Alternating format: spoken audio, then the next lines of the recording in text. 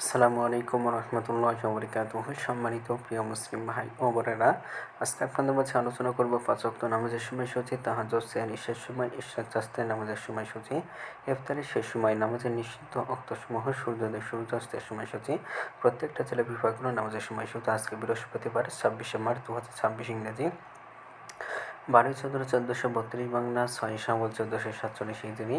ঢাকার মতো পার্শ্ববর্তী এলাকার নামাজের সময়সূচিগুলো তুলে ধরবো, তারপরে অন্যান্য জেলা বিভাগগুলোর নামাজের সময়সূচিগুলো তুলে ধরবো। তো যে থেকে ভিডিও দেখছেন কমেন্ট করে জানাবেন। আজকে ঢাকা মতো পার্শ্ববর্তী এলাকার ফজরের নামাজের রক্ত শুরু হবে ৪টা ৪৪ মিনিটে, শেষ হবে ৬টা ৫৬ মিনিটে।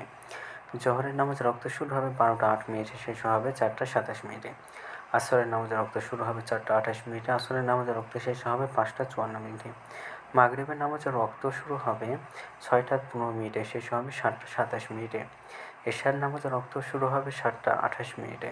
এশার নামাজের রক্ত আজকে শেষ হবে ভোর ৪টা ৫৬ মিনিটে, অর্থাৎ সুবহে সাদিক পর্যন্ত। আজকের ঢাকার মতো পার্শ্ববর্তী এলাকার সেহরির শেষ সময় হলো ৪টা ৩৮ মিনিটে, আর ইফতারের সময় হলো সন্ধ্যা ৬টা ১৫ মিনিটে। আজকের নফল নামাজের উত্তম সময় ইশরাকের রক্ত সকাল ৬টা ১৫ মিনিট থেকে ১১ মিনিট থেকে ৮টা ৪৩ মিনিট পর্যন্ত। চাস্তের রক্ত সকাল ৮টা ৪৪ মিনিট থেকে ১২টা ১ মিনিট পর্যন্ত, এবং তাহাজ্জুদ নামাজের রক্ত উত্তম সময় রাত ১টা ১৩ মিনিট থেকে ৪টা ৩৬ মিনিট পর্যন্ত। নামাজের নিষিদ্ধ রক্ত হলো ৩টার সময়, সকালে ৬টা ৫৭ মিনিট থেকে ৬টা ১০ মিনিট পর্যন্ত, দুপুরে ১২টা ২ থেকে ১২টা ৭ মিনিট পর্যন্ত, সন্ধ্যায় ৫টা ৫৫ থেকে ৬টা ১১ মিনিট পর্যন্ত।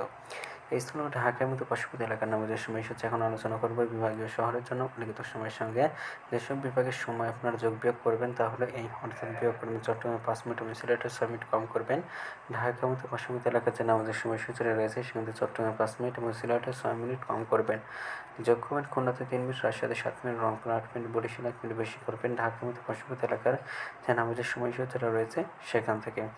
তো আজকের ভিডিওটি পর্যন্ত ছিল, আর এই সূত্রকে নিয়েছি ইসলামিক ফাউন্ডেশন থেকে। ভিডিওটি ভালো লাগলে অবশ্যই চ্যানেলটি সাবস্ক্রাইব করে পাশে থাকবেন। ধন্যবাদ সকলকে।